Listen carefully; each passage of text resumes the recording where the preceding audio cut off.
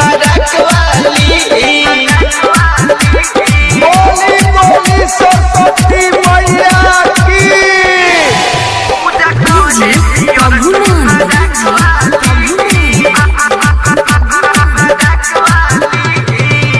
DJ बजा के खूबे नाच पंडाल में, खुशी के दिन आइल बाटे खुशहाल में।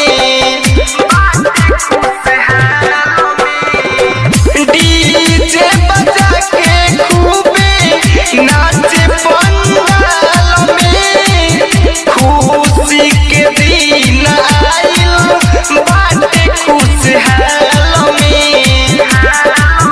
बिया ओठ में लगा के आइल ओठ लाली, बिया ओठ में लगा के आइल ओठ लाली। पूजा करे पियर की फरक वाली, पूजा करे पियर की फरक वाली, पूजा करे पियर की फरक वाली। बोली बोली सरस्वती मैया की।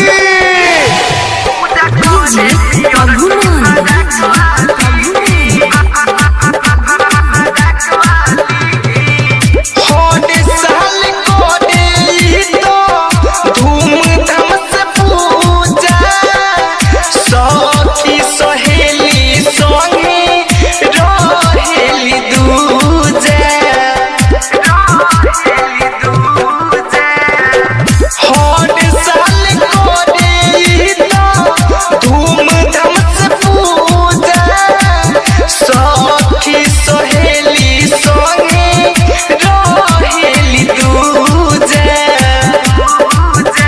तो संजय सोन लिखले गीत काश वाली गावे, रीति कोडोए गीत काश वाली। पूजा